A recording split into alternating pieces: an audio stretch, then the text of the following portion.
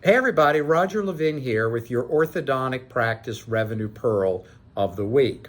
Orthodontics has a lot of challenges right now. I'm pretty optimistic for the top 50% of orthodontic practices. Honestly, I'm not as optimistic for the bottom 50% because some of those challenges are just beginning to emerge. If you look at Malcolm Gladwell's book, The Tipping Point, you're not near the tipping point, or in business, what's called the inflection point. But we are going to get there. And some of that is direct to consumer and general dentists doing more aligners. But right now, the crisis we do have is the staffing crisis.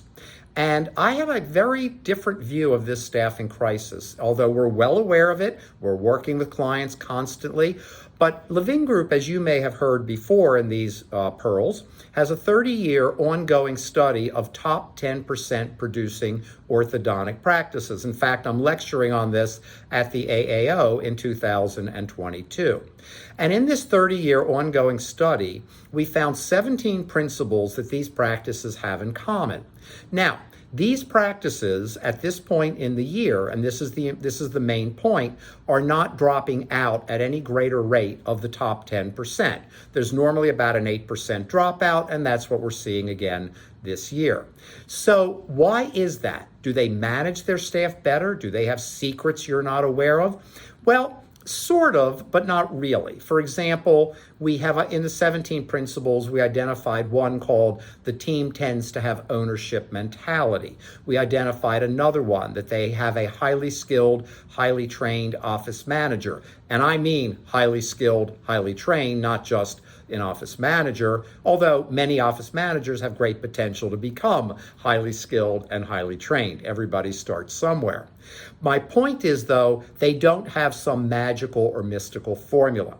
So why are they having the staff? They're losing staff, and they have other staff that have to work a little harder. How is it that they're so successful even today?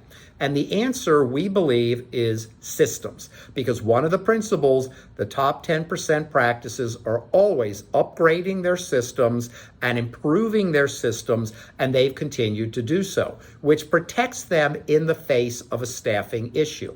So even if they lose a staff member, they have methods to cover that job. They know how to prioritize what must be done. They know what's important. I see dentists working on ridiculous things like bringing in a CAD/CAM technology while they're down on staff. It's great to have, new technologies. It's great to have new things. Hold on that and focus on what's important. That technology is not going to grow your practice, by the way, despite what you've been told. That's how things get sold. It's fixing the practice systems that will grow the practice, train new team members twice as fast, 100% faster, and keep your current team in place. And by the way, I think keeping the current team may be even more important than hiring the one or two positions that are now open. So if we take a lesson from the playbook of the top 10%, they're doing fine. And the top 50% of orthodontic practices are hanging in there. As I've talked about, there are going to be 4 buckets of orthodontic practices. The top 25% are going to do phenomenally for the next 10 to 20 years. The next 25% will have good income and erratic but reasonable retirement savings.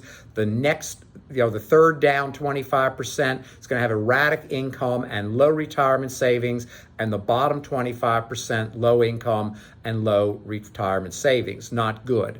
And I think we're going to see those boxes splitting more and more over the next 5 years as some of these challenges emerge. You can do great. You cannot participate in the staffing crisis. Now, I'm not being cavalier, meaning ignore it. Do what you need to do, get systems in place to protect yourself today. I've seen in tens of thousands of practices with our firm what happens when systems go in. So I know that this is good advice.